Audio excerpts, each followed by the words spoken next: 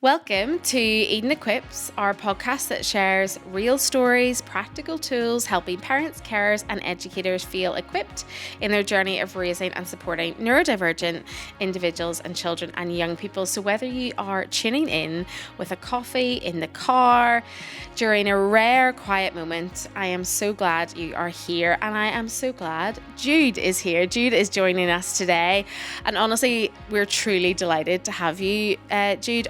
I'll say, everybody, buckle up. We're really in for a real treat today. Jude's one of the founders and directors of Insight Clinic.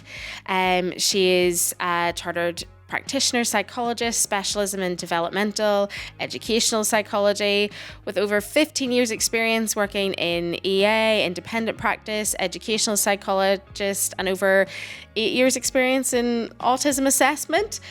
Gosh, there we are, Jude. That's like a great, very impressive list kind of going in. I mean, for me, genuinely, like personally, that's incredibly aspirational as well. Like reading through all the stuff that you've done and how incredible you are in this field. It's honestly quite hard to know even where to begin. We could probably just sit and talk about that intro for a while. How does that kind of feel, like hearing all of that stuff? And does anything stand out in your journey when you hear that? I'm feeling a wee bit under pressure now. Yeah, Rebecca. I know the intro sometimes. You really bigged Come me on, up here. Yeah, I'm going to have to pull out the big guns. So, I mean, I do find it funny, said back to me like that, because whenever you hear it, you're like, oh yeah, I've done a bit. I've been around. I've been around for a while. And I suppose one of the funny things is that firstly, it makes me feel a little bit old, because yes, I've been doing this job for a good while, but also it feels strange to me because in lots of ways I still feel quite new, in that you always feel like you're learning. You never feel like you've kind of mastered something, or you don't necessarily feel like, oh yes, I'm at the top of my game. I mean, I'll never kind of feel like that, I don't think.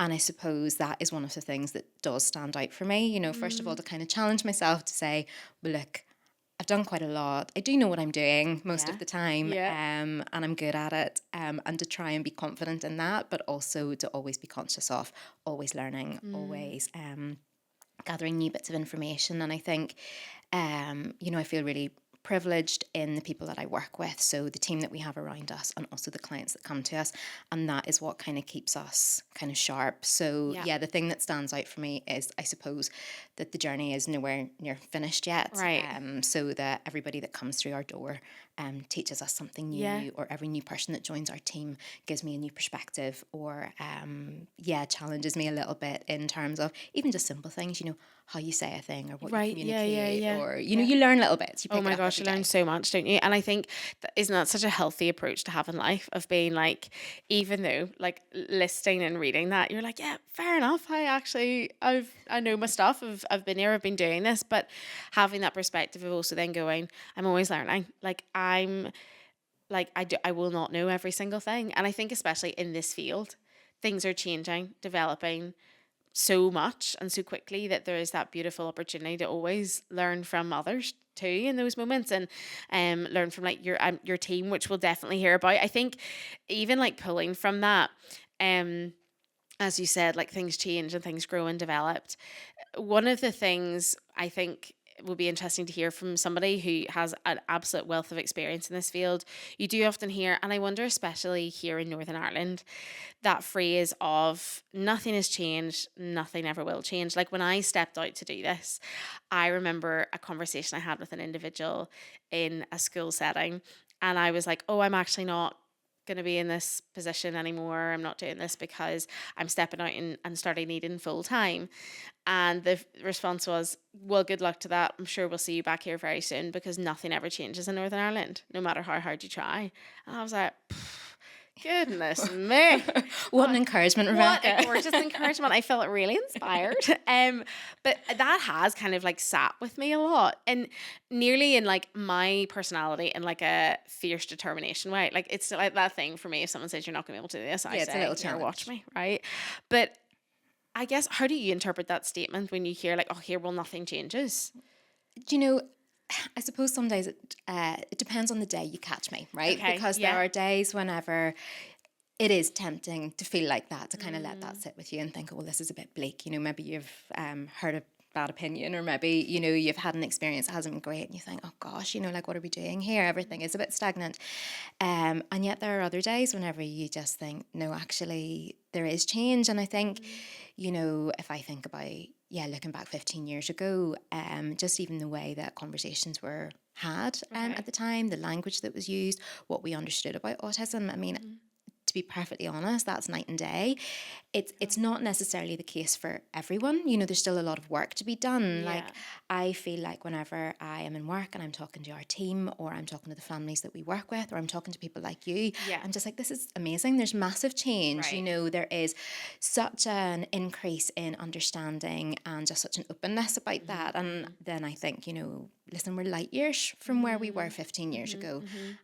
And then sometimes you step outside your bubble and then you hear somebody else talking from a totally different perspective. And then you think, okay, right, there's still work to be done. Yeah. Which is fine, in that we are still doing the work. But yeah, I think it's that kind of tension, isn't there? Because we can feel like there's been very little change, because in some ways change is slow, because it's not maybe a massive societal change at a broader level. Right. But I think whenever you look at individuals and individual cases, work that's being done in specific areas and specific sectors, as I say, it's night and day. Even whenever I look at myself and maybe work that I would have done even 5 years ago, maybe how I would have worded a report, or maybe how I would have understood a thing or phrased a thing. That's all new and that's all different. And I think that that's really encouraging. I think, you know, I think people, definitely should, I suppose, feel that, yes, there's been change. I think feel encouraged by that. And yet, like, I think that's really important to hold that tension, isn't it? Of them being like, however, there's still moments. And I think definitely recently that you can be like, you know, when like new stuff comes out around the subject of neurodivergent individuals or autism, and you're like, really?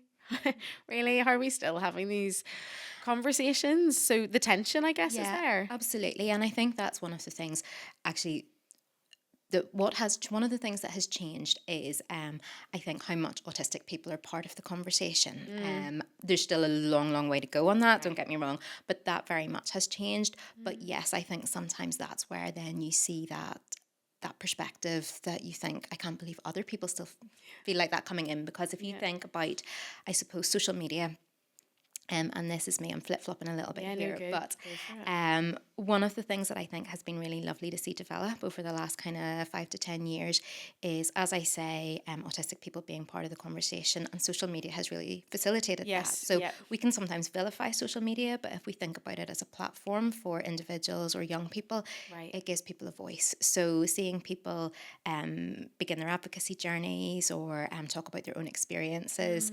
that's new, you know. That's definitely something that's been there over the last 5 years.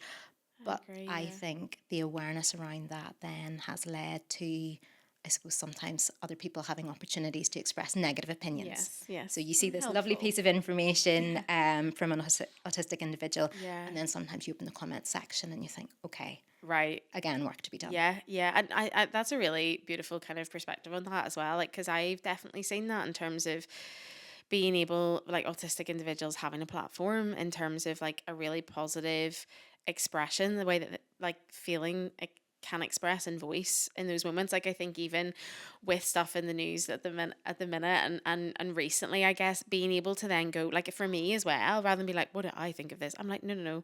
What's an autistic individual saying about this? How are they expressing this emotion? Because if I'm feeling this about what's been said, how is it for that autistic individual? And also, I think, like, the comedy side that's come out from that too. Like, I saw a thing about being like, I love this generation, like, of autistic individuals, of like Gen Z, of like kind of making fun at, you know, people higher up making ridiculous comments and being able to be like, here, that's not what's going on at all. So there's good as well within that.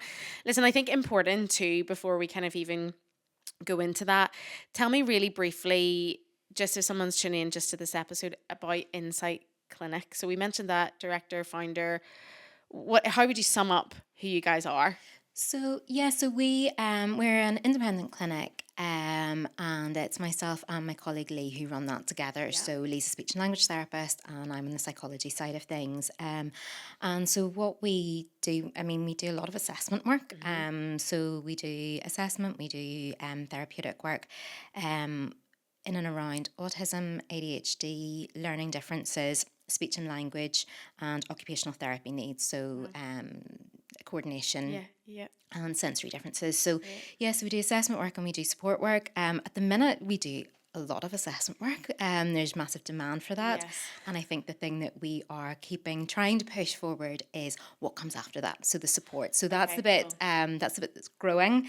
The assessment work is the bit that's really needed. Yeah, but then that post, what happens after, isn't it? Like that's massively important to families. Massively important. And sometimes it's just really hard to get there, you know, and we have all these wonderful ideas and all this stuff that we'd love to be doing. And then in between, just the day job and life and all the rest of it, getting to the next step, getting to all the bits you'd love to be doing and growing is always a challenge. 100%. And yet, like, I can see how you guys are doing that so well too already. But absolutely, it is that thing of when you're running your business, isn't it? You're like, I can see all these other things I want to put in place, and in an ideal world, here's what support looks like. I think that's always an interesting conversation, because I guess one of those things would be people hear the word assessment and they might be like, well, what's the point in getting an assessment? You know, I often hear then that kind of gentle, often like I always say like a gentle pushback in terms of people being like,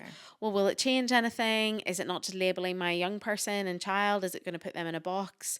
Is this helpful at all? What would your response be to that?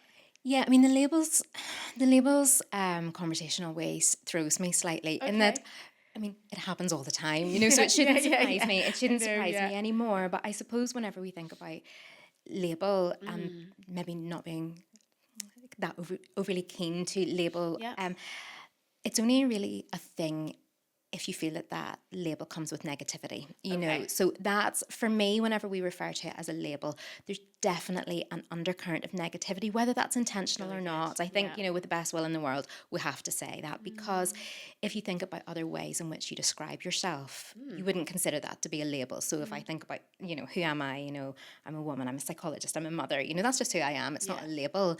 And I think that we need to kind of change the thinking around autism around that, because is it a label or is it just who somebody is? So I think if we can kind of turn it into identification rather than labeling, it makes a lot more sense, because what we are always trying to do is help people to understand themselves. And I think that if somebody can come away from an assessment process with a greater understanding of who they are, then that's where the value is. So yeah, for me, the term label is actually the issue. It's more about identification. It's more about understanding. Yeah. And I think that is something that I've really heard recently, that I've loved that whole identification language. At our conference last year, Laura Corley was speaking, and she was talking about that. She's so good. And she had said that of like, when I was identified autistic, and I was like, whoa, like language is so powerful, isn't it? Being able to say, and she highlighted that for the room and said, you'll notice I used identified, not diagnosed. Yeah, and I think diagnosis, I mean, everybody uses diagnosis and we still use it a bit and all the rest of it, but every time you say it, you're like, oh, because it's really medical, it you is. know. But yeah, I mean, there's all of these things that really just help, as you say, like take away that stigma. Yeah. That is probably of individuals maybe, and I really hope that if any parents and carers are listening, being like, I just don't want to label my kid or my kid to get labelled, it's actually being like, well, how about we look at it through an identification lens of being like them helping understand who they are. Totally. And I think, you know, in terms of the conversation around autism, it's I mean, historically, some of that has been quite grim. Oh my gosh. There's been lots of negativity. Some of the opinions that are out there, and as we've already said, occasionally you get glimpses of it. And then naturally, there's pushback on that in terms of, you know, even those conversations about autism being a superpower and things like that. When I actually feel like what we need to do is get to a place of neutrality. So good. Autism just is, you know, some people are autistic and some people are not. Yes, the identification is important because it helps you understand who you are, but if we think of it as a neutral thing, then it wouldn't actually matter one way or the other, whether if you were autistic. And there's not then that response, is there, of like, you know, if we're having a conversation and a parent feels like they have to be like, oh, sorry, my kid's autistic, like that breaks my heart hearing that. I'm like, no apology needed. Like, hopefully there will be that change we talk about, that in society it is so part of, it's that neutral. Yeah, or the worst thing, is a parent, telling somebody that their child is autistic and that person saying, I'm sorry. I'm so I mean, sorry. I mean, You're like, why? For what? Yeah, yeah. Are you? What for? Yeah, and that's a really powerful response, I think, to give to parents, because I think sometimes parents and carers can be understandably so floored by that response of like, oh, I'm really sorry. And I think that is to empower parents to be like, here, you can kick back at that and say, for what? Because often those pushbacks really leave that person going, oh gosh, I don't actually know why I said that. Like, No, because it's an unconscious bias. It's an unconscious bias of, well, this is something that is a negative, or it's something to be ashamed of, or actually this is going to hold you back in life. And people don't always know that they hold those views. And it's in those moments that, oh, I'm really sorry. You're like, that becomes let's obvious. call that out a wee bit. Yeah, brilliant. And I think that's really beautiful in terms of like looking away, moving away from labeling, identification, neutral. Like that's our hope, isn't it, within that? And I think that probably leads us quite nicely into our question of, fast forward 10 years. Okay, here we are in the future all of a sudden. What do you hope for neurodivergent individuals and children, families? What's your hope for the future? Big question. It's funny. I had a different answer in my head, which I'll probably talk around because I do. But as you were saying that, sorry, this is going to sound a little bit twee, but whenever you were saying that, actually, I think what I hope for is peace. Do you know that kind of idea where actually you could just live your life, and that kind of sense of peace and security, because I think there is such a sense sometimes for families of having to push, having to struggle, having to move forward, having to always be Fight on. And actually, wouldn't it be really lovely if that wasn't the case? And now, in order to kind of get there, right, so that's, a massive conversation, but I think what I would really hope for people is that they are just existing in spaces that work for them, because I think that what we are trying to do at the minute, we're trying to work within a system that we've got, so what we're trying to do is think about, right, how can we change the system, or how can we have accommodations, how can we make adjustments in order to make life easier for people who need that, and then I think, wouldn't it be really nice if we didn't have to make changes and adjust things? Wouldn't it be really nice if stuff just existed that worked for everyone? Because if you have a child who has a certain set of needs and they go into an environment that actually is open and understanding and flexible, it also works for the child next to them. That is the idea. So good. Yeah, absolutely. So it's creating that whole new system really in terms of supporting all. And that's like, I know that was a conversation we had at that like professionals breakfast that we all did. And we were having that conversation of like, all of this stuff we're now saying is so useful for all children. Yeah, like totally. Every child, like we say that in schools, useful for all, vital for some. Like it is going to be really, really useful for all the young people in that class. The kids sat beside that kid, like to benefit from this. But it will be vital for some kids to access those certain situations. But how beautiful for a world. And here, I always feel encouraged talking to you, but being like, there's people also fighting this fight really well, and I hope even if you're listening to this you feel that, because I know sometimes parents and carers, understandably so, can feel incredibly alone in this, and that no one else cares or is fighting those fights for them, and please hear and know that here Jude's on your side. You really are, and what a great advocate to have in this space. Look, to land and close today, we play our little game, are we calling it, of quick equips. I don't know why I've called it that, because I feel like it is phonetically incredibly hard to say.